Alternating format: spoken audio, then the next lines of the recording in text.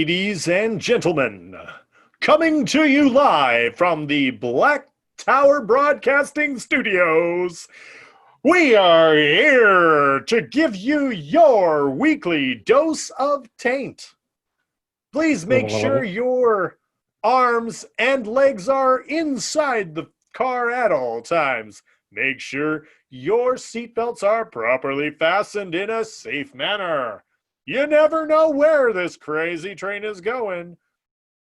Joining you live this week is myself, Josh, the Tsorovan Mihail. And with me, as always, my good friend and buddy. Please introduce yourself, like they don't already know who you are. Hi, I'm the resident sick boy of the Black Tower podcast. You're Bajan Mahel. I am Andrew.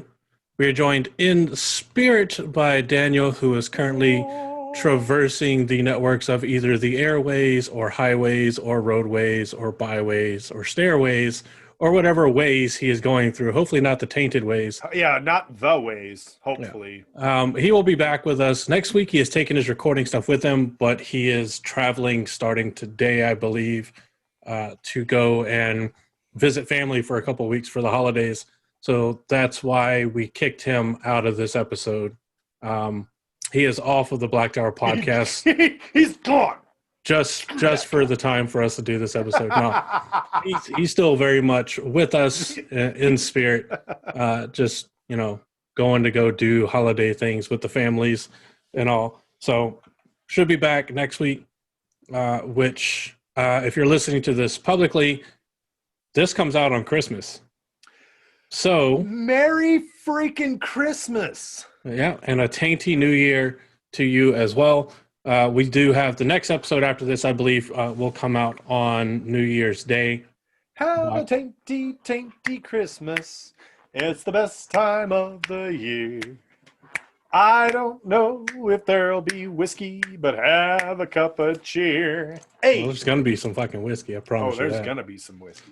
But if you don't celebrate Christmas, hope that the holiday season is treating you well. I hope that your holiday that you celebrate is going well. I am not well versed in holidays, especially not as much as I used to be. And just to avoid the risk of saying a holiday name wrong or a holiday that is not celebrated during the same time frame, I'm not going to do that. If you want a good song that covers that, you can go on YouTube and go, Whatever You Celebrate by Real Big Fish. Fantastic song. Probably the greatest holiday song of all time. That's what I'm saying. I said what I said. This drink is stout. I didn't have much mixer left. That's okay. Yeah, that's good. It'll help kill you need it. The bacteria. It's good for your immune system. That's right. Guys, I have strep throat. And he's still here. Look at the dedication. We finished the Wada Holiday stream, which, by the way, I know for those of you listening publicly, freaking amazing. We ended the live stream part of it just shy of our goal. I think we were like 91 or 92%. We all kind of went to bed for the night. I helped my roommate and all of them celebrate their birthday, even though his birthday is actually tomorrow, but they did it this past weekend. And the next day, everybody woke up to the fantastic surprise that we had smashed the $5,000 goal. So smashed it. Huge shout out to everybody that participated, to Malky Rob again for doing all of the hosting, the scheduling, the staying up for 27 plus hours to facilitate everything. I think it was up even longer than that. He's a national treasure. He's an amazing guy. I really like Rob. But of course, thank you to all the content creators that came out and the community. You guys are what made it as successful as it was. We hope you all thoroughly enjoyed it. I think there's talk of making this like an annual event. So hopefully next year, donations are a bit easier coming into the holiday season, because hopefully we're all back to full work for those that may not be able to go in and work fully right now. But right. Yes, I was able to wake up with the extra special surprise of, why does my throat feel like there's hot pokers in it? Thought I was transforming into Bowsermon. Nope, nothing even remotely cool like that. Damn it. Strep throat. And having a week off from work is cool whenever you're not paid by the hour. So that kind of sucks. But it's all good. we'll get through it. Those of you that maybe watch the video and that kind of stuff, you're going to see me putting things in my mouth like cough drops. I've got some Seprecol, however you say it. Got some of those throat-numbing lozenges that you may be aware of for one reason or another. So I'm like religiously abusing those. So that's what's going on. Perfect. Now, little housekeeping real quick, because we don't know when he's going to have to step away. Josh has done some great stuff to help out a brother of his, and that is going to necessitate that here relatively shortly that he has to step away for a bit. So what we are going to do is we're going to open it up for live chat, and I'll go back and see if I can find any of the ones that we may or may not have gotten on Twitter. And we're going to do a short Ask Anashima on anything to just kind of blindside Josh with some questions. And I'll probably just try to give my answers then and see if Josh comes up with anything cool that inspires my answer. Ask Anash, this is anything. You can ask about the books. You can ask for bad advice. You can ask for good advice. I probably won't give you good advice, but this is happening. Yeah, you can ask literally anything. And if it's something that we just don't feel that comfortable answering, then we'll just tell you, like, I can't answer that, at least not in a recorded format. So this wasn't planned for this episode. We planned to do a bigger one as part of a live stream, but things have been just stupid busy. Things have been crazy. So if you're listening live and, you know, there's other people that have the ability to listen live right now, that meaning that they're patrons and stuff, feel free to let them know that we're going to be doing that whenever Josh has to step away, probably within the next 20 to 30 minutes, if it even takes that long. Yeah, so think up something good, okay? I don't want to come back to, do you think that Rand is good with a sword? Okay, because, yes, he is. Do you think Jill will ever find her true love? Jake's lonely and out walking the cornfields again. You think Brent Spiner will ever find that wiener card? That is an ancient reference that maybe you guys maybe don't get. But Question Brent Spiner, two, before he was dubstep Data, still a thing? Yes. That's a more recent one. I love dubstep.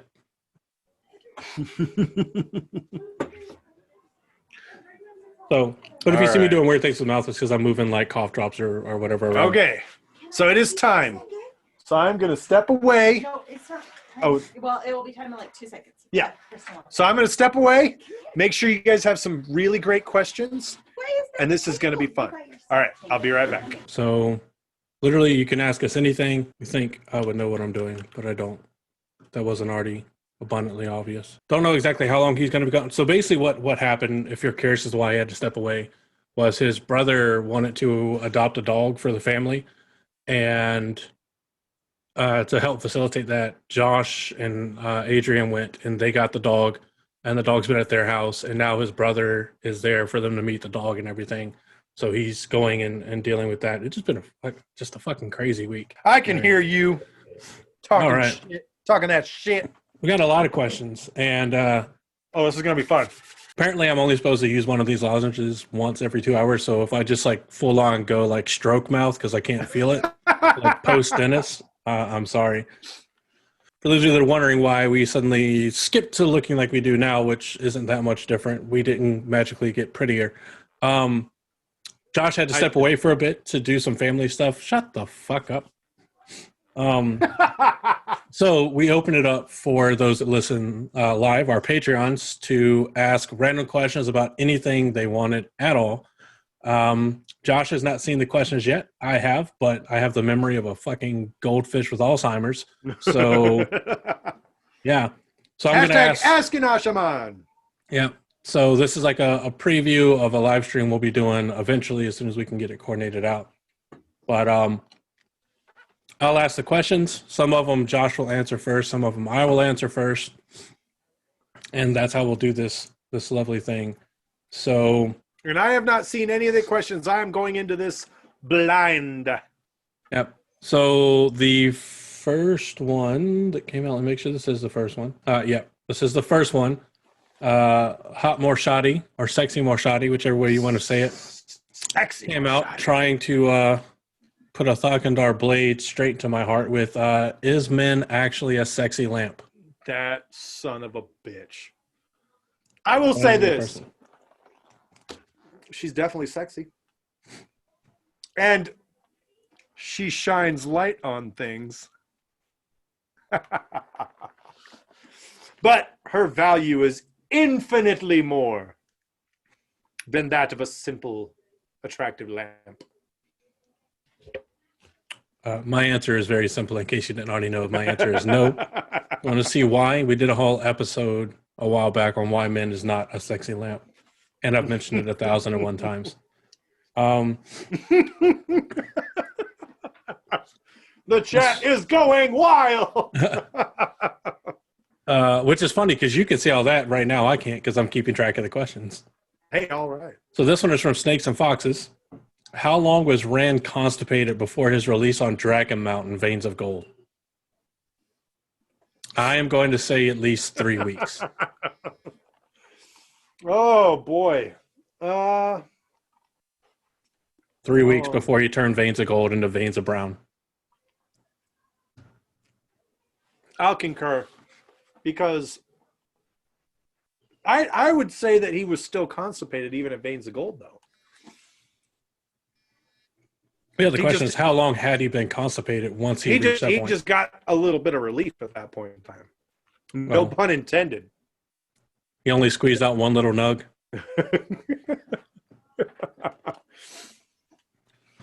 All right. So Malkir's sexiest chef, a.k.a. Rob, a.k.a. Malkir Talks, a.k.a. Malkiri Rob, a.k.a. third best swordsman in Malkir, asked, who is Andrew's favorite, Josh or Daniel? Me, of course. Duh. I'm going to leave that open-ended. I love you both equally. Aw. It's you. It's you. Yeah. Just kidding. Just kidding. I couldn't choose between the guys. I really couldn't, honestly. We're a trio. We are simpatico. We stand equal. We stand united. Yeah. Let's see. Morshadi asked, what personas would each character be? So let's keep it down to our Edmund Fielder 5. Okay. So let's just go with the Edmund Fielder 5. Unless the question was, what persona would the three of us be? But I think it's characters, so. After watching the Lon, so at Malkir's King on Twitter, he did a weekly wheel news segment where he asked the question, is Perrin a bear brother? So I'm going to say that Perrin's persona is a bear. That's happening. I'm going there. Matt, obvious, he's a badger. Honey badger, even. I'd say he's a honey badger. Rand. See, it'd be easy to be obvious and say he's not a furry, he's a scaly, and he's a dragon. But I don't want to go there. I want this to be something. So I'm going to say that Rand is a ram, like a sheep, but with horns, like a ram. So Rand is a ram. Nynaeve is a cat. Come on. She'd be a cat. Egwene would be a lemur. She's a lemur, definitely.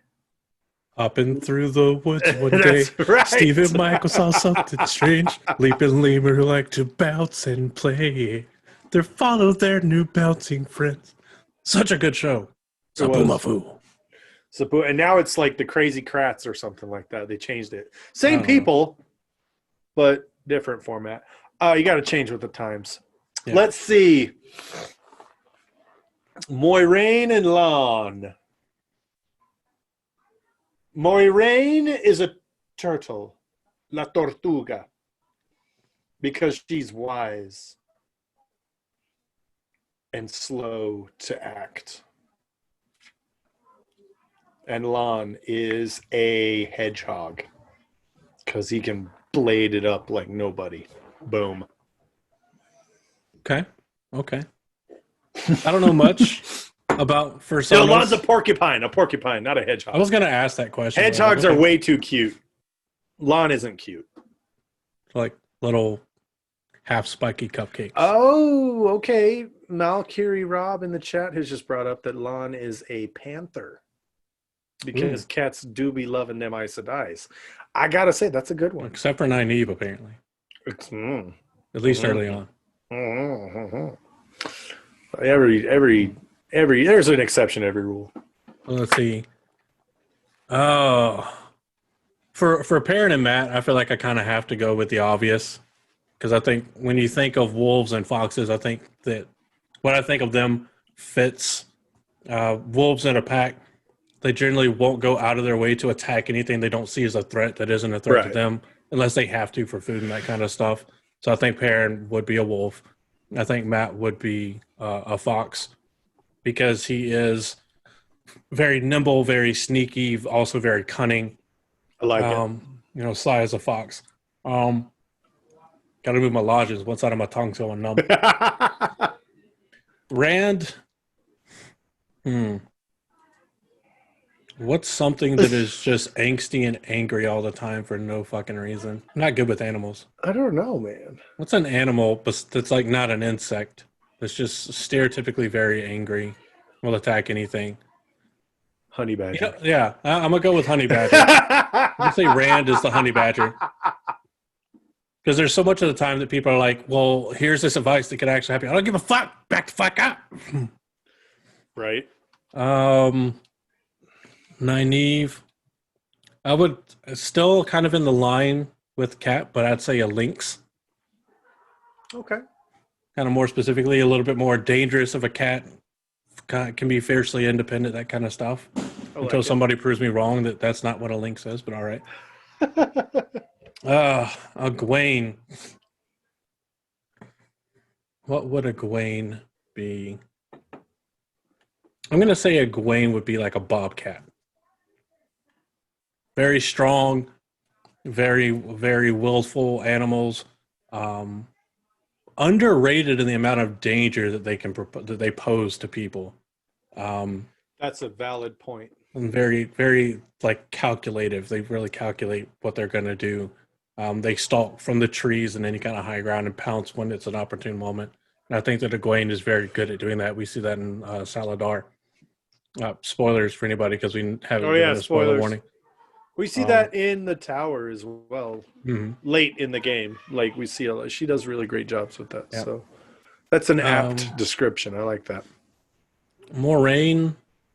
Gonna go with. I don't know why I'm throwing barn on it, but I'm gonna say barn owl. I was about to say she could be an owl as well. Yeah.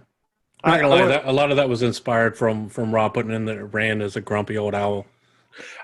My answer was inspired by the Neverending Story when Atreyu had to go seek the wisdom of one of the things, and it was a gigantic turtle. All I can think of with Atreyu is the band, which is a great band. Yeah. For Lon, bring it home. Bring it strong. Come correct. I'm trying to think, and I can't think of anything that would better fit of the animals I can think of right now than like a panther. Yeah, that's a good one. It really. I think that's a really good one. So yeah, I think we're gonna go with that. Perfect. All right. What time are we at? How many more questions do you think we should do? 3? 3. All right, we'll do 3 more. I've got one from Rob, but I'm going to save that one for last. That'll be the third one. So this one is from Snakes and Foxes. Josh, if you had to choose to give up either your children or your Traeger smoker grill, which one? Traeger. Easy. Hands down. Because, and here's why. Because if you clump the kids together, they can also smoke the meat. Yeah, that's true. That's exactly what I was going to say. I imagine it's something far more wholesome, like you can buy another grill, you can't buy more Actually, children. what I was going to say is I know how to smoke meat without a Traeger. Traeger's just makes it easier. So, but we had a guy. So when I was active duty, it's military story time. When I was active duty, we had a guy who every once in a while would bring in a smoker and just smoke up a shit ton of meat for us. And it was really, really cool guy. And he would, I was working the overnight shift at the time, and he'd bring in the smoker like at, 7:30, 8 o'clock at night. And he'd load up all the meat on there, and he'd build the fire, and he'd get it going. I'd come in around, 11:30 to 11 o'clock and get started with my shift, and he'd be there, and he'd ask me, he'd be like, hey, wake me up every 45 minutes to an hour. I'm like, okay, I can do that if you want me to. And then at some point in the night he'd say, okay, we can go 90 minutes, wake me up in 90 minutes. Okay, cool. And he'd just go through the whole night, and that was my job, was to wake him up. Well, and as he was doing this, he'd ask me, he's like, hey, come here, help me flip these. And he'd be doing like 5 or 6 Boston butts or something like that. And so he'd explain to me what he was doing. So I feel pretty confident in my ability to produce a delicious smoked meat without a Traeger. I can't produce any more children without going into too much detail, but I think you all know what that means. No, I have no idea. Um, let's see. All of these questions I thought were actually pretty good. So we'll definitely need to go back and catalog them for when we do the full-on actual Ask an Ashraman live stream thing. Sounds good. But this one is from Hot Morshadi. What are your thoughts on the recent Twitter of Time flare-up between multiple parties? Okay, I heard from someone else that there's been a huge flare-up as well. I didn't see it. I didn't see it. So I didn't experience it. I didn't know what the was one I'm going thinking on. of, if it's the same one, stemmed from, it seems like almost every month or two, we have Twitter Time has a big discussion on between the people that really like Egwene and the people that really don't like Egwene. And somebody referenced Egwene. It's not me. This is that person's tweet that I can't exactly read because I don't have it. But they basically called Egwene a bitch.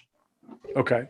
And where plenty of people have done this in the past, and it's been done pretty regularly, like describing her antics early on as like being bitchy or something like that. Whoever would do that. Yep. This time it struck a very, very hard chord, especially amongst what's the best way to describe it? Like, is it something that is politically correct, socially acceptable to call a female character a bitch or not? Okay. And that's most of what I saw from it. I steered as far away from it as I could because it was not a discussion I wanted to be involved with. Right. And let me just say too that I do try to avoid such conversations as well, because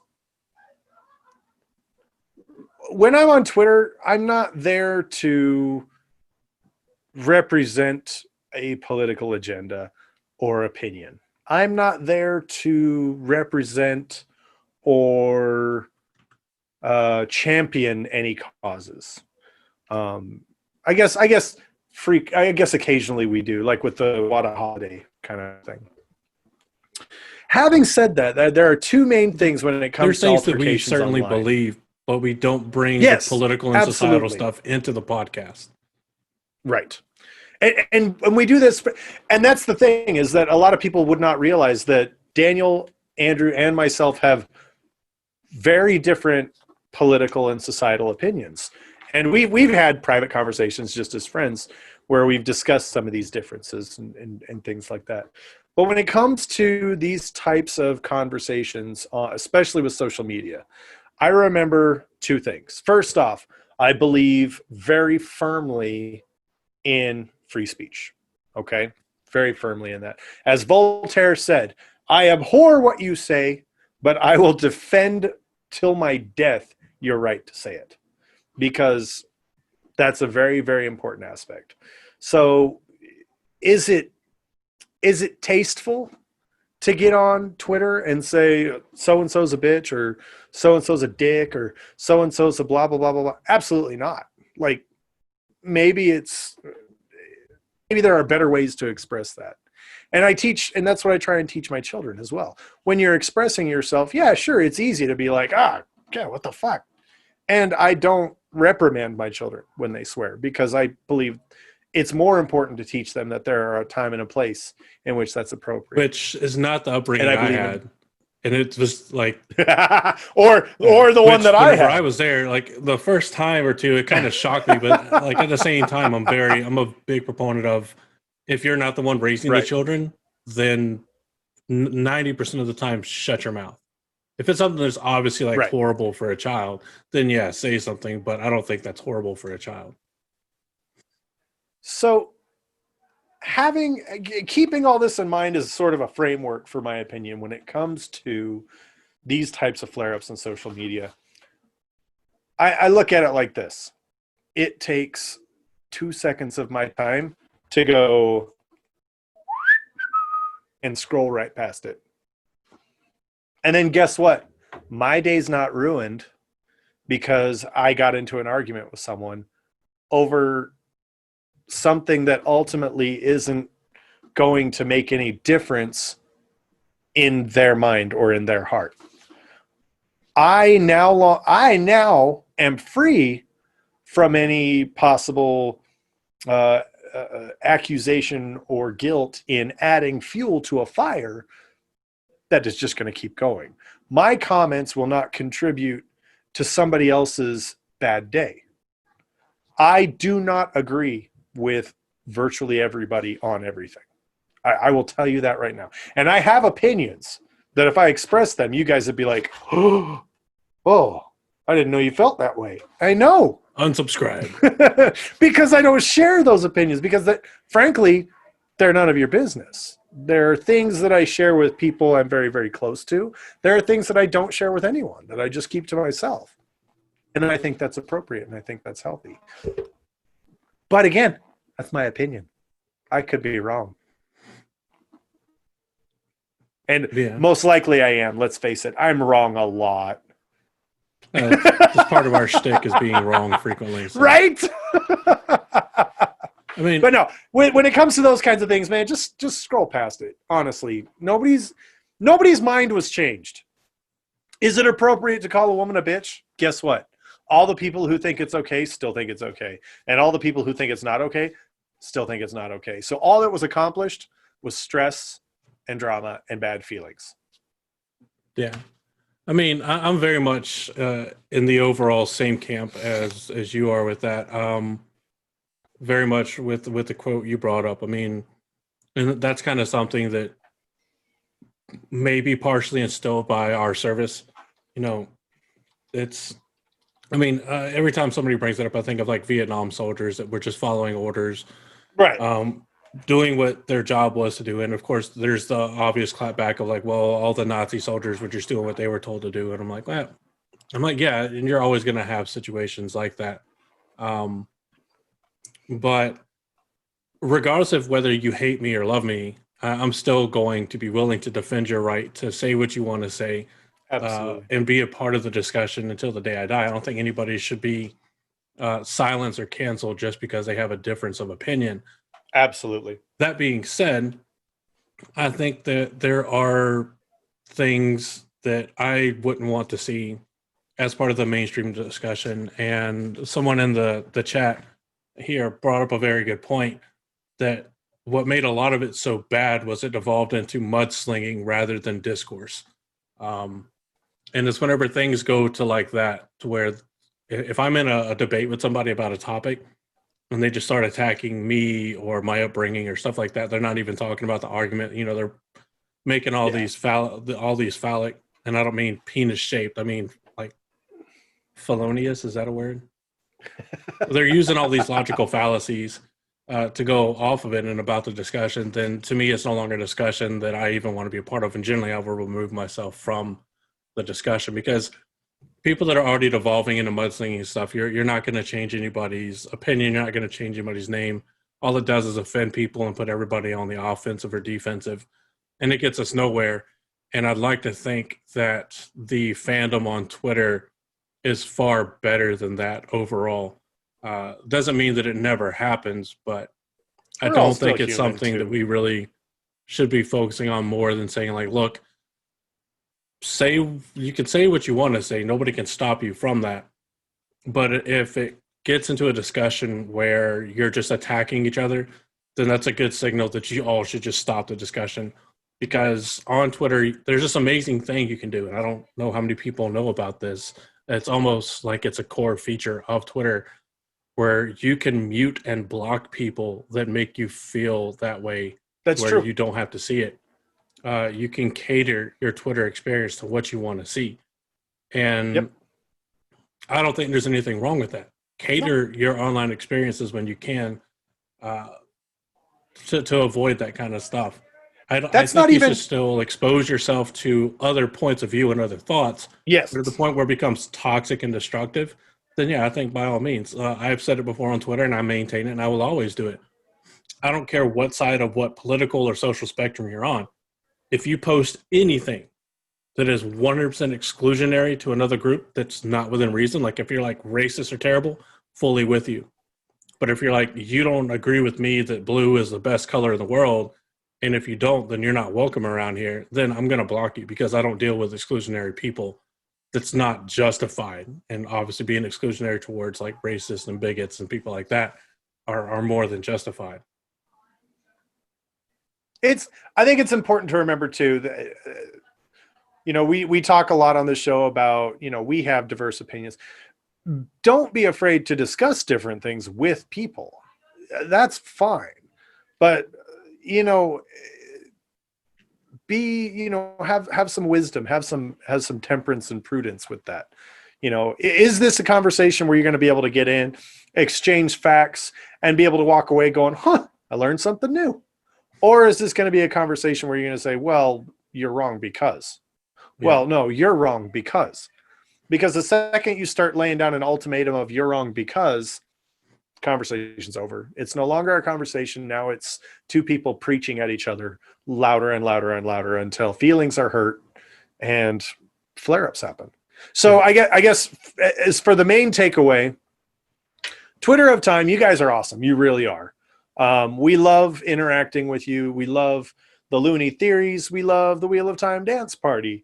We love all kinds of this fun stuff. But when it comes to, getting into these arguments and getting into these flare-ups, hey, some people thrive in that. And I'm not even going to say don't do it, because some people like it. Some people enjoy that. That's why they're on social media. Cool. You're an individual. Make your own decisions. Power to you, man. Be prepared for the consequences. But if you don't want to participate in that, one of the things I've done, because there have been some times where I've felt sucked in, like where I'm like, oh my God, I have to do this. I've typed out my response and been like, okay, listen here, buddy, you suck. And your mother is a grease trap cleaner at Waffle House. Like, your mother was a hamster and your what I father have smelled of done elderberries. is I've typed it out, I get it off my chest, then I delete it and I move on with my day. It's not anything you're required to participate in. And hate to spoil this for anybody that thought that maybe this was the case. The whole men as a lamp thing doesn't actually trigger me or piss me off. I just think it's funny to be like that whenever anybody says it. It do be like that though. I don't get me wrong. I vehemently disagree with you, but I respect your right to say that. You have a right to be as right or wrong as you choose to be. That's right. And in that case, right. you choose It's a to be free wrong. country. It's fine. You can do what you want. It's okay. You can be wrong. We will allow you to be wrong. All right. So final question of the segment before we move on to the actual episode.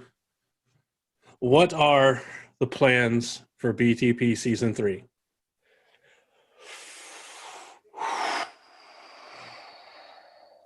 That's a good question. Yep.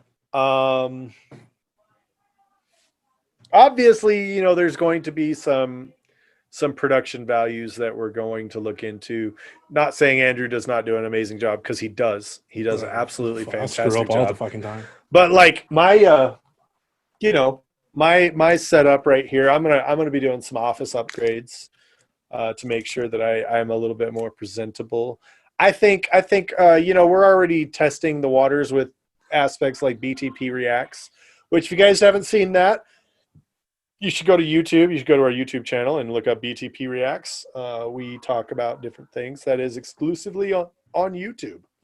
So go watch that. That's a lot of fun. But there are other segments that we've thought about having.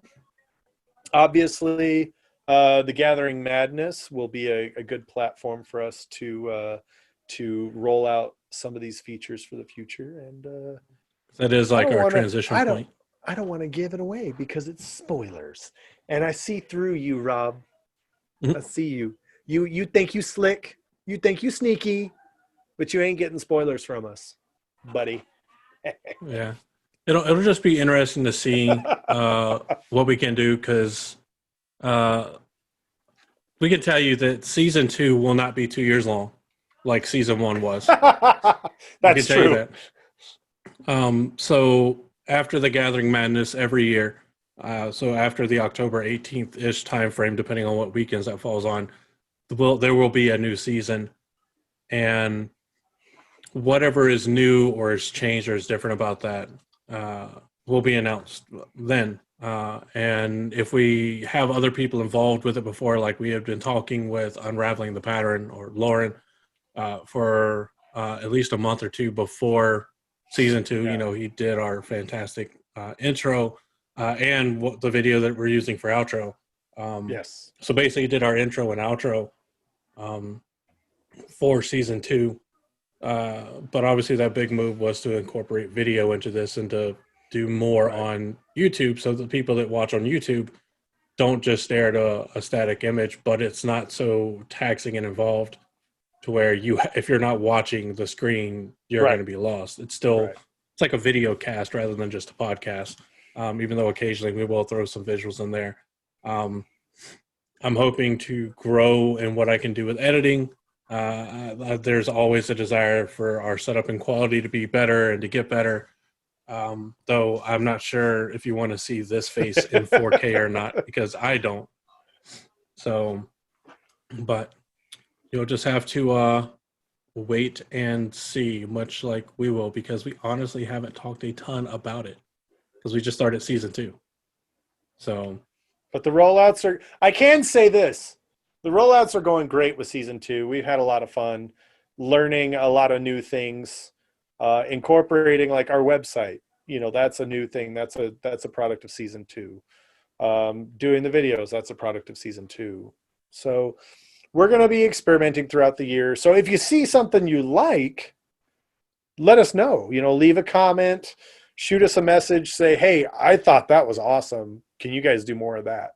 And that will help us evolve. Feedback is always encouraged, and we are always grateful to receive it. Yeah. And if you guys have ideas, especially you guys, the live listeners, we try to interact with the chat as much as we can while recording. There's only so much that we can do without it making the recording too weird for public release and that kind of stuff. But even on Patreon, you have access to send us direct messages, as well as you can on Twitter. You can, I think, with at least most of us on Discord, all that kind of stuff. If you have ideas for things that we can do better, we always encourage constructive criticism. And if there's something that just doesn't work, that you don't like, that you think we did bad on, just let us know. Yep. And we do ask that if we do something bad, that you do try to suggest a solution.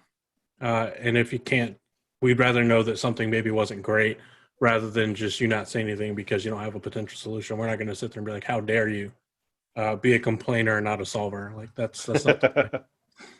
So, yep. So we appreciate it. And honestly, the show is where it is because you guys are here helping us out with it. We love the Wheel of Time. We love talking about the Wheel of Time. And we love interacting and playing with you guys when it comes to the Wheel of Time. So, hell yeah. Yep. So Good questions, all of them. You guys are awesome. Thank you. Those are Oh, yeah. fantastic. I know there were some we didn't get to. We'll catalog all the questions. We'll go back and we'll probably get rid of the ones we have already answered, just so that it leaves as much room as possible. And whenever we do that live stream, we will definitely make sure that everybody, as much as we can, knows about it. So, getting into the actual meat and potatoes of the episode, which is fairly far into the episode as everybody is listening. There's some quick plugs we have to do. Make sure you head on over to thegreatblight.com and check out the amazing list of content creators that are there. There's tons of YouTubers, podcasters, artists, musicians, trivia, all kinds of amazing content creators you can find on thegreatblight.com. They're all over the place. So go and check that out. Amazing. All of them. As well as an ever-developing wiki that you can play a part in helping develop by contacting the team and offering your services, as well as pointing out things that you see may be problematic or there may be issues here and there.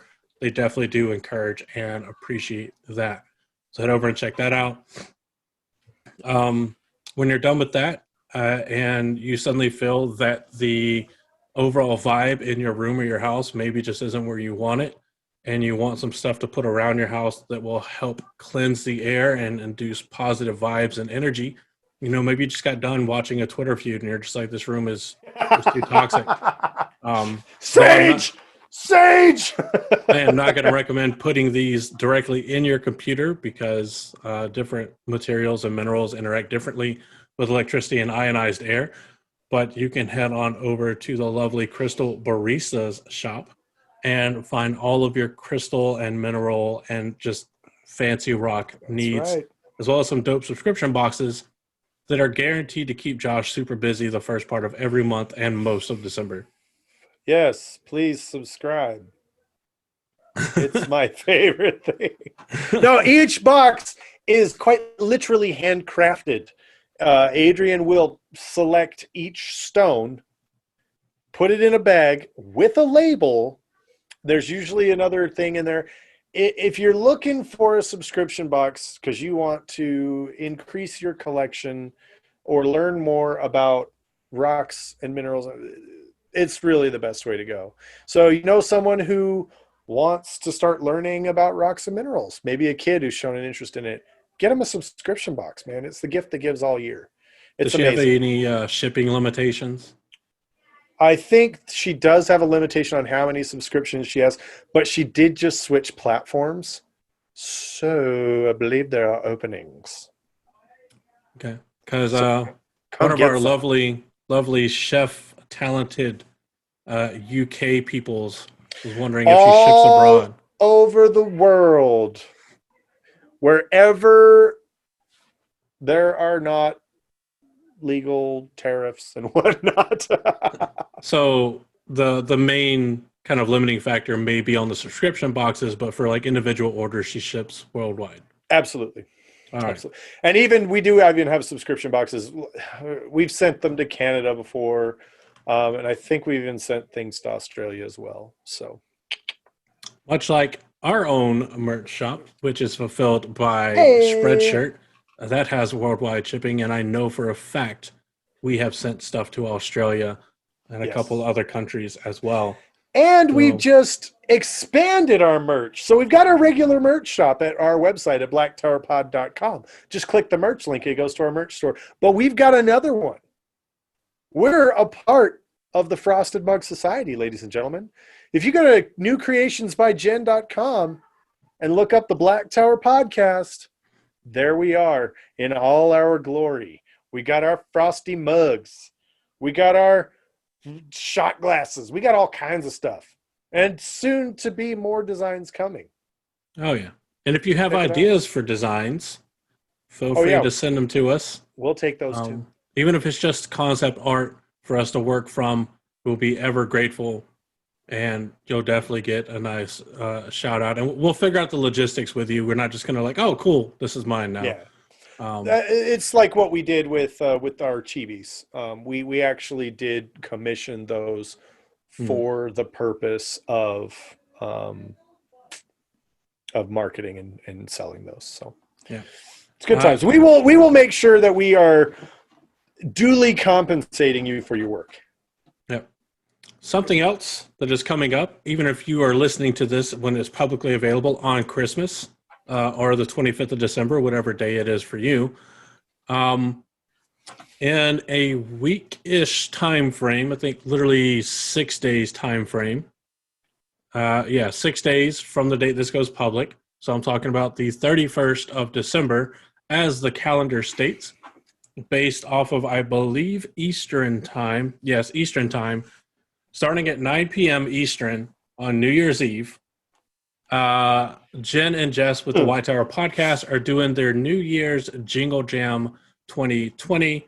And Absolutely. if you've been paying attention on Twitter, you will have seen their announcement that we will be stopping by at some point during the whole event to say hi and cheers out this shitty, dark one touched bubble of evil fucking mess of 2020.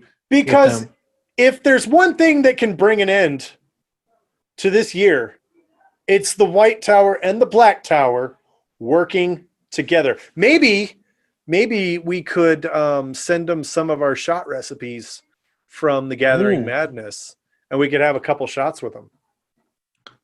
Good. Try to keep them the ones that use the same alcohols, because I'm going to have to buy this to do this here. I don't have an Adrian to make the shots and stuff for me. And as little as I can have to buy, the better. We'll maybe do a poll and put it on Twitter. So you know what, everybody? Well, by the time you hear this, we will have already had the poll. Or you can just wait and do the poll then. Yeah, but I have ADD like bad. I can say, hold on. When's this going to be going live? 25th? Yep. So here's what I'm going to do. I'm going to make an appointment for myself on the 25th. Everybody who's listening to this right now is like, dude, we don't care. Okay, reminder. Make Twitter poll Dance to see for my entertainment. Which shot we should take on New Year's. Bam. Done. So now I have a reminder. It may be a holiday that we're celebrating, but we can always carve out the 5 minutes at most it'll take to put out a poll. And it'll probably be up for at least a full day or so. Don't know. We'll see. Because it's pretty easy for me to tell these episodes go live on the day. So I can literally do it from my phone, I think. So look for that. Probably Christmas evening. I'll throw that out there. I'll probably do it for more than a day, maybe a couple days, just to give people enough time to react to it. So when you guys see this, when you're listening and you see this, check our Twitter feed for that poll and tell us which shot you'd like us to do. I actually got all the recipes. Oh, that brings up another thing. The winners of the shot competition. You have not received your swag yet. I promise I have not forgotten about you. Yeah, I don't think anybody's received their Gathering Madness. We did get Daniel's prize. It is here. I just need his address. So like I said, nobody's gotten any of their stuff yet. Yep. Like, we kind of can't count ourselves because I won the archery contest by some weird stroke of luck. And I had a fiberglass splinter in my thumb that I had to fight to get out for the next 2 days. That's so awesome. But yeah. Anyway, you guys are the best. Is that do it for our plugs? Yeah, I think that's with the Gather Madness. All that's still being worked on. The recipes, the booklet, and all that. All of you patrons, that is still coming. It is, I promise. It's all being worked on. Just there's a lot of delays. Honor. Yeah, there's a lot of delays. Our sponsor for that, our ongoing sponsor and the sponsor for the Gathering Madness event is obviously very busy throwing rocks all around the world. So literally. Yeah. So please bear with us. And at any time, you can feel free to ask us what the status is, and we'll kick Josh in the back so that he can humbly ask the Crystal Barista to give us an update on that. But it is still working. It's still coming. Like pig orgasm on steroids. It's still coming. I feel dirty just for saying that. You should. Yeah, well. You big dirty man, you. Yeah, well, it is what it is. It Anyway, is. Finally on to the actual topic of this episode. Dun, ba, da, da, da, da, da. Spoiler warning first, because we didn't do it. Spoiler warning, spoiler warning. Got ourselves a spoiler warning. Let me pull this fantastic thing up so that I can play it, and I will probably insert it closer to the beginning of the actual episode. So this is mainly for our live listeners. But here is your spoiler warning. Welcome to the Black Tower. This is your spoiler condom. If you have not read the complete works of Robert Jordan, The Wheel of Time, books 1 to 14, and also New Spring, Big Bad Book of White Art, and The Companion, you are at risk of being spoiled. Spoilers come with side effects. These side effects may include headache, nausea, vomiting, death, dizziness, vaginal or penile eruptions and ejaculations, dysentery, cardiac arrhythmia, mild heart explosions, varicose veins, darkened stool, darkened souls, more vomiting, arthritis, hemorrhoids or diabetes, virginity, mild discomfort, vampirism or werewolfism, gender inequality for the whole planet, spontaneous dental hydroplosion, sugar highs, even more vomiting, or maybe just a mild rash. If you cannot deal with these side effects, please leave now for fear of spoilers. You have been warned. So, Andrew, that means you have to leave. What? Otherwise, you will be solely responsible for gender inequality for the whole planet. That's not that. I mean, you are not right. Is that or what's wrong? It's all my fault, guys. So today's topic is I more shouldn't of be wearing this shirt right now because this isn't a victory. Should say defeat is mine. Victory is mine. I win Today's again, topic- lose there and tell her to Yeah. baby. That's going to be the new one. I win again, lose Theron. So today we're discussing what happens after the last battle, man. More specifically than that, we're talking about the roles and duties that people will have after or into the fourth age. Right. We already know that that Mandarb's role is to impregnate Bella, and they have offspring, so that happens. They have super creator babies. Super creator babies. That's So right. that happens. It's in the companion. Don't try to fight it. That's canon. That's canon. To appease all the people that didn't want Bella to die, but she was forced to written as if she died, but didn't die. She's So the that creator. happens. She can't die. But yeah, so we've talked a little bit in various platforms, and we've done it so much. I can't remember how much I've done on Black Tower Podcast and how much has been in like discussion rooms and on other platforms about the roles of the different Ajas in the White Tower. And that just talking about theirs alone would be an entire episode by itself. Yeah. So I maybe think just an overarching like roles for the White Tower and then for the Black Tower. Do you think we can overarch what the roles would be for both? I think we can because I think they would honestly have the same roles ultimately. I think everybody, yeah. I think everybody likes to go immediately to the Red Aja because the Red Aja for centuries has been tasked with keeping the world safe by removing men who can channel from the equation. It's not a pretty job. It's not a fun job. It's not a happy job. But it's a necessary job, or at least it's necessary according to their capability. The issue we have is that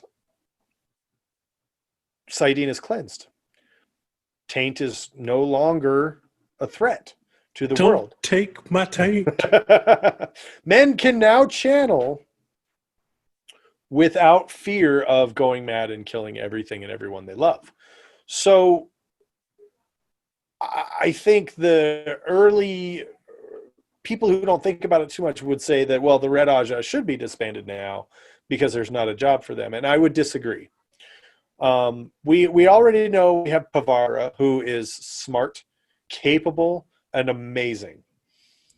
She is very, very well versed in dueling other channelers.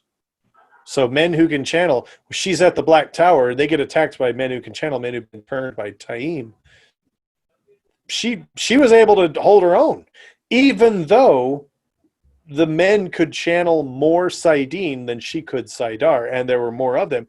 She held her own pretty easily for a pretty good amount of time, because that's what the Red Aja does.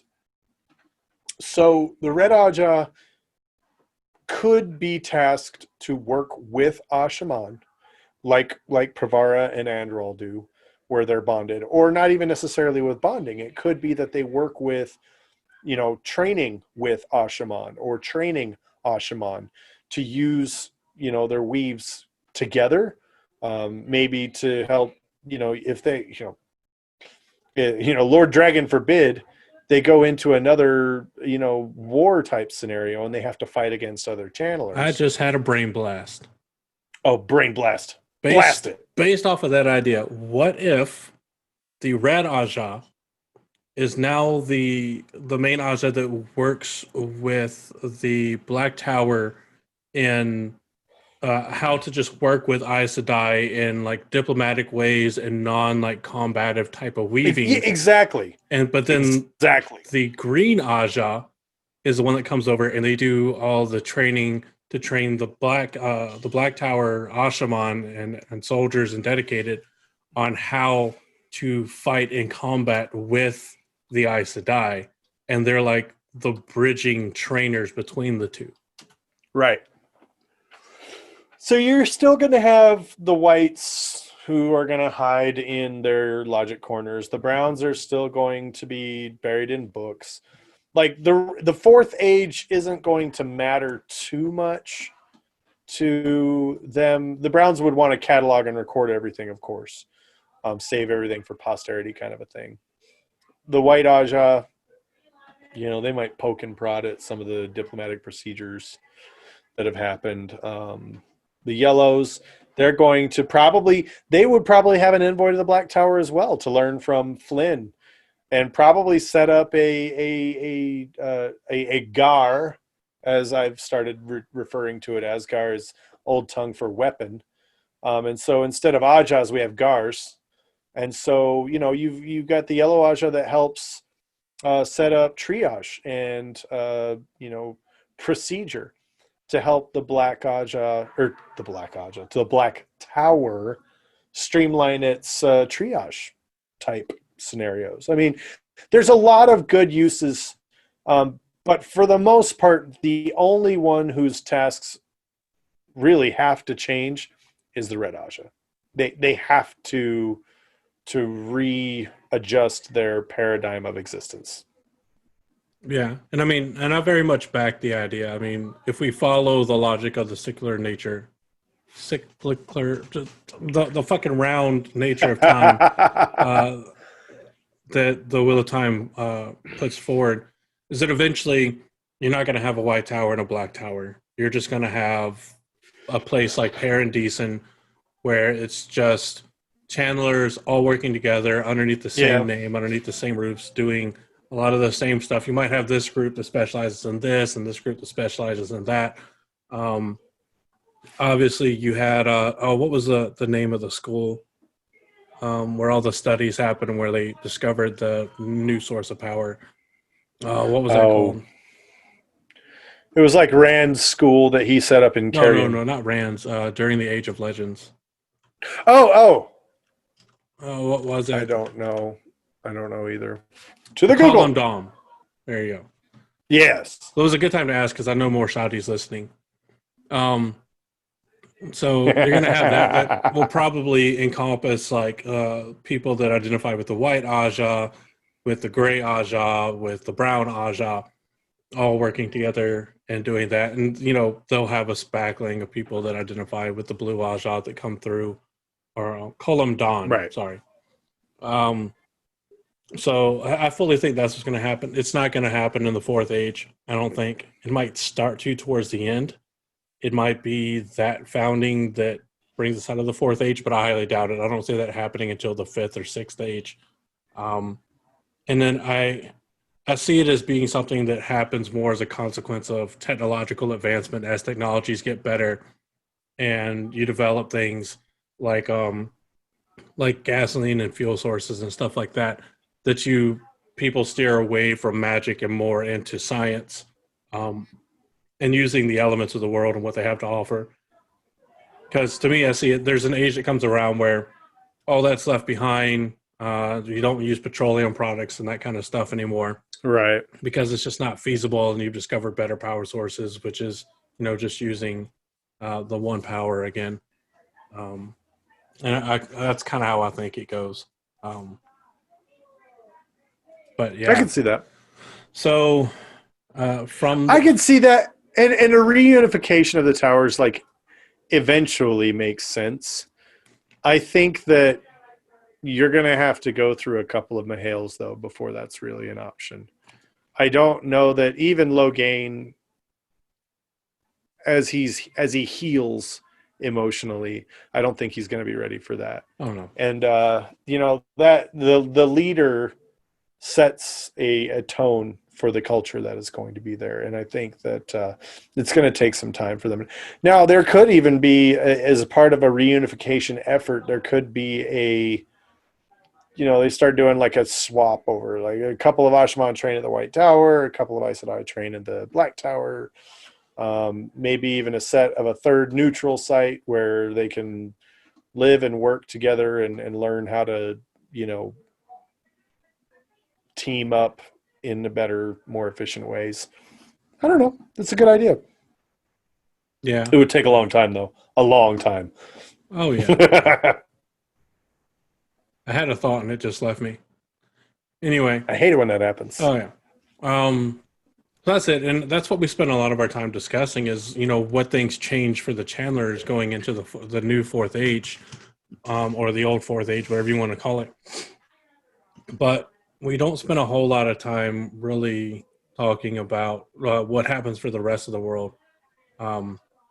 Because you still have this empire built by Rand as the dragon, where essentially, yeah, he controls Tyr, he controls Ilion, until Elaine takes over. He controlled Andor and Kyrian and all these places, which we know Elaine has now essentially in all but physical landmass, I guess, even though they're close. You still have the unification of Andor and Kyrian, which I know Andor is the overall landmass and Kyrian is one city, because I can't remember what the landmass is called. But she essentially unifies that and has children that are going to propagate that through or have other noble families. I do foresee that breaking down again. We know that it has to eventually. I think it might last through most of the Fourth Age. I don't think it'll last far beyond that. Everybody will get more used to the IL being around as part of the Dragon's Peace, them being the arbiters of disputes and that kind of stuff, trying to keep war and conflict down to a minimum. We know that eventually that has to break down and the wars are going to happen again. Right. I think we see with Perrin's role as Lord of the Two Rivers, I think we'll see that as an eventual reestablishment of Manetheren, or whatever it's going to be called. In its new thing, it's going to become its own central fortress city. Maybe somebody else will settle and rebuild what will eventually become Shadar Logoth again. Don't know. Hopefully they avoid that, but. Well, and that's what they say, that even myth has long faded when the age that gave it birth returns. Yeah. So, I mean, Yeah. no, you've got several thousand years in between ages. So Yeah. it's I gonna mean, be a thing. yeah. I mean, we have this tendency to kind of fall back on Avienda's visions of the fourth age and beyond to kind of gauge what's going to happen. And it is good because it gives us an idea of what things could happen, but that's also in a future with the Shanchan and the IL not included in the Dragon's piece. Which could still very much be very close to the future that actually is going to happen. Um, a lot of it just depends on when and how strongly the Dragon's piece is honored and kept, Right. which I think it'll be fairly strongly honored and kept through the fourth age. I I feel like it will be, with the exception of the Shanshan. I feel like if there's anyone even the Carrion people aren't dumb enough to muck with that, especially not them, because as devious and sly and crafty as they are, they're still terrified of Aiel. Oh yeah, that's true. So I don't know. I think if there's anyone that's going to muck with the Dragon's piece, it's going to be the Shanchan, because of everybody who was there, they are the ones who were signed under the most amount of duress and with the least amount of respect and awe for the dragon. And they're the ones that are the most bombastic, the most aggressive, the most pushy, and they've got some really horrible views that aren't going to be okay for people. And that's what makes Avienda's vision so compelling. Is she even says when she's going through the columns, she's like, we're doing the right thing. We're doing everything we should do. Why are we losing? And she is terrified to think that they might have to change and not live by Giotto, because living by Giotto is the extinction of her people. So it's a real difficult decision for her. Yeah. Yeah, that's scary. Yeah, because you don't know how long the relationship of Matt now being the Prince of Ravens and all is going to last as far as mitigating conflicts with the Westlands. I think it's probably pretty safe to assume that he's going to go back with Tuan into the Shanshan Empire and rule the armies from there. They'll have children and everything, and they'll still be indoctrinated with the legacy of Walter Hawkwing. That these were our lands, and anytime there was ever a discussion of these used to be our lands, there's always a desire to go and reclaim them one way or another. Yes. I think the joint Aes Sedai are going to be the main reason why that doesn't happen for a while, just because of how massive of a proven force they are. I mean, you had several links whenever the Shanshan attacked the already broken and very minimally manned White Tower that were, once they started being counterattacked, were very easily pushed back. Mostly in part by Egwene. So you have it's a very Pearl Harbor-esque attack. Mm-hmm. It was a hit and run. They wanted to test and see what the White Tower was looking like. Yeah. And another point that was brought up in the chat is that Matt did ask Hawkwing to go speak with Tuon. And we don't get to see that conversation. We don't know if Hawkwing only bolstered Tuon's beliefs, or maybe he's going to help chill her out a little bit and be like, okay, for real. I think he's going to help bolster, because I don't see, nor can I think of any reason for him to feel any differently about the Aes Sedai now than he did during his time alive. I could see that. I could see the most of him being like, look, these are different people, different group. Let's see what they do. But if they start abusing themselves, getting full of themselves, that kind of stuff, then I entrust you as my descendants to rein them in and usher in an era of peace, because that was a lot of what Ultra Hawkwing did, Yes. mostly successfully. And we see the tactics of the Shan Empire is very similar, at least in terms Right. of the results from what Ultra Hawkwing got. I mean, in Ultra Hawkwing's empire in the Westlands, a 9-year-old boy could travel coast to coast or end to end with a sack full of With a gold fat sack of gold. and never be Yep. touched. And you see the same thing within the Shan culture. So I could see that also being that with the Aes Sedai start failing, they're not watching over the world like they should be. People are plunging into chaos again. The Shan see them as failing, and they think it's okay. Well, this is our committed resolve to come in and restore order, and then you have a rebirth, Right. of Alter Hawkwing's empire, which may be where Alter Hawkwing's empire kind of started. Right. To begin with, kind of has to happen that way for things to restart. Yeah. And then and then at some point somebody has to rebuild all the shadow spawn, because they now have no place of origin. We know that the blight has to disappear so that it can reappear. Right. So it's kind of one of those It's things. Like, and we you know, broadly know what will probably happen. We just don't know the specifics of it and the journey from Third Age back to First and Second Age. yeah. And you know, one of the other things though is, what's Rand gonna do? This one really kind of gets inside my head, because what's he gonna do? I can't imagine any type of scenario where he injects himself into any type of decision making ever again.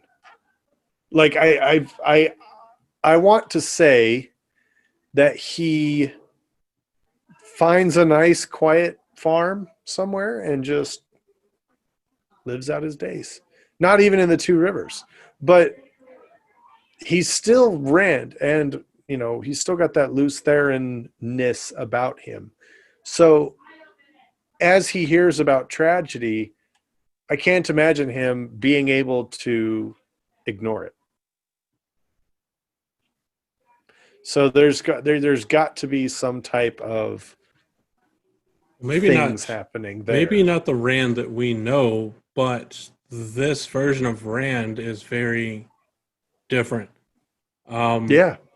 Because this is a Rand that has gone through his Enlightenment-esque episode on Dragonmount. He has seen what would happen if he destroyed the Dark One.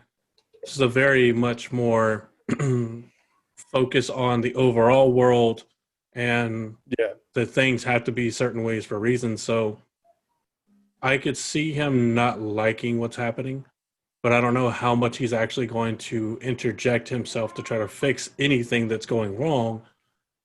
Because if things are always good, then you have no real reference on, well, what is actually good and what's bad. So I think this is a Rand that recognizes that bad things have to happen to keep a metric and frame for what is good. So I think there's a very likely point that there's a lot of things that do happen bad that Rand doesn't interfere with. I mean, Aviendha saw that pretty early on after the last battle. Elaine is either assassinated or abdicates the throne. Right. And that's something that I don't see Rand interfering with. Even with his, I believe, still continuing love of Elaine, it might be one of those things where he's like, rulers have to come and go.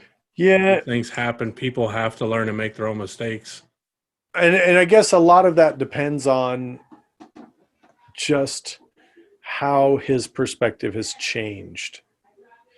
Because as we know, he has like a ridiculous amount of knowledge in that brain now, as well as his weird abilities to manipulate reality itself. So yeah, it's interesting. I feel like that's a real wild card in any given scenario. Mm-hmm. Anytime you talk about the Fourth Age, you almost get some Nakomi style vibes from it, right? That's what I keep thinking. Does Does this maybe version of someone who Rand just, become Nakomi? and that's the thing is, Nakomi's an example of this person who has all this power and all this amazingness, who largely avoids getting entangled in these situations, but still shows up every once in a while to give a little nudge or a little bit of encouragement or something along those lines. And I feel like that is Rand. And I feel like if there were ever any fourth age books or movies or TV shows or something like that, it would be incomplete without that crazy old guy who just showed up out of nowhere and, you know, almost Master Yoda-esque. I don't know. That's a fun line of thought to go down. I really like that. So you got Rand as the wild card. You've got the Shan Shan, the most likely aggressors. Most likely got- naughty boys. The naughtiest boys. You got the Red Aja that needs to wildly change what they're doing. And I guess for like a final kind of a point, the one thing that I would bring up is the Black Tower itself looking for a way to fit into the world. What's its role now that the last battle is over? What do we do? I mean, obviously now we're a club for people who can channel. Cool. What are we supposed to do with that? And I think that's where a lot of coaching and mentoring from the White Tower is going to happen in, maybe separating up into different groups as well. I mean, because we know with the formation of the White Tower that way back there weren't all these different Ajas. They didn't exist. Right. Is that they were all just Aes Sedai. Yeah, and then it became, after the breaking of the world, I believe, it became collections of Aes Sedai, female Aes Sedai, that came together out of common interests. Well, we want to help and advise, nations on what they should do, their diplomacy, that kind of stuff. Well, all these guys or this group is doing horrible stuff. We want to focus on combating that and doing better things for the world. And that's really how all the Ajas came to be. Right. So I think you're going to have that once we come around to the second age again. That's all going to happen again. Because if you think about it, if the bore into the Dark One's prison happened in the second age, and then the end of the third age is when it gets this perfect seal after an imperfect seal from the second age. Right. Then there's honestly, what we've read from the books encompasses a very, very small portion of overall time. It's a very small, honestly, in the overall of all the ages, insignificant portion of time. Still significant events, but right. I don't know. I mean, because that's the point in the Wheel of Time where things would have to change to break the cycle. Right. Yeah, and I think this is how the it's Dark always One's happened. plan. Yeah, but I think this is how it's kind of always happened. So yeah, it'll be fun to see, or it is fun to imagine Black Tower and Andor, and sort of a friction between those two, because I mean basically the Black Tower is on a patch of Andor and they're kind of claiming independent reign, but not really independent reign because they're still subjects of the crown in Andor. I don't know. It's an interesting dynamic there because there's going to be the queen pushing to make sure, okay, now you know that you're my subjects.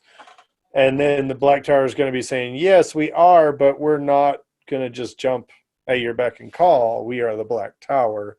We don't answer to anyone. So it'll be fun to see that power dynamic play out as well. I think eventually they're going to have to work out a deal where the Black Tower is sovereign while on the Tower grounds or something like that. It'll be interesting to see. Yeah. And that might be the catalyst for the recombining of the towers. Yeah, maybe. Maybe. It's interesting. Interesting. We will see. I can't think of anything else that I just really significantly want to see in the Fourth Age.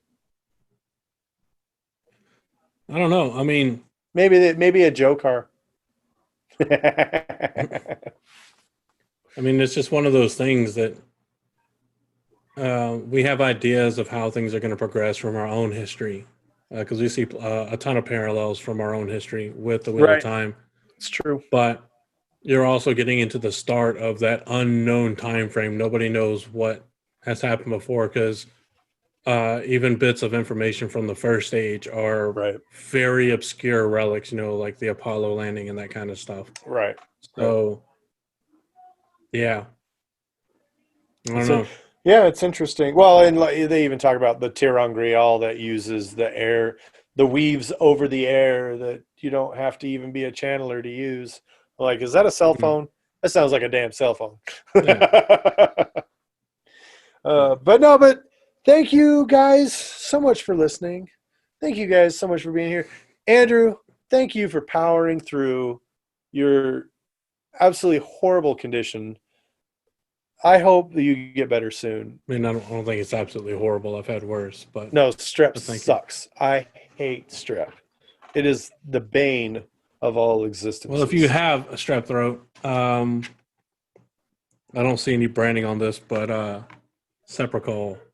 There it is. Or any throat lozenge that has benzocaine in it. It's really there good. it is, ladies and gentlemen. Benzotane, the official drug of the Black Tower Podcast. It's a good agent for numbing your throat and the sides of your mouth and your tongue. So thank you so much for being here. Thank you so much for listening. You guys are awesome. We love you. We love that you're here.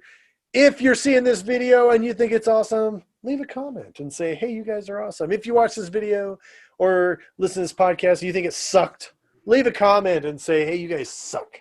But this is how you can be better. And we will listen to you. And we will love the feedback. You guys are great. You can leave a message on our Twitter feed at Tower Podcast. You can leave it on Instagram. You can leave it here on YouTube. You can leave it here on Podbean. You can leave it on Patreon if you wanted to. It's awesome to be alive. It's a great time to be alive. So thank you. Thank you so much for being here. Yep. Likewise. Just tell us and let us know what kind of things you want to see us talk about. Improvements either to the show, new topics you want to see us talk about, maybe old topics we've done you want to see us readdress, any of that. We have the rest of our lives to do this stuff. So, yeah, let us know. But I think that is going to do it for this kind of wonky, weird episode. It is. It's a weird week. Tinky. It is a weird fucking week this week. But it fits. But you know what? It's Christmas. Merry Christmas to you guys. Hopefully you had a great one. Hopefully you're geared up to have an amazing New Year's. Don't forget to miss a New Year's party with the White Tower as we join forces to be awesome together. And you guys are awesome. And from all of us here at the Black Tower, I have been Josh. And I have been Andrew. And Daniel has been in here in spirit from whatever mode of transportation or whatever modes he is using to get to his and in case we don't see you again, good afternoon, good evening, and good night. And good night. Yeah. We killed it.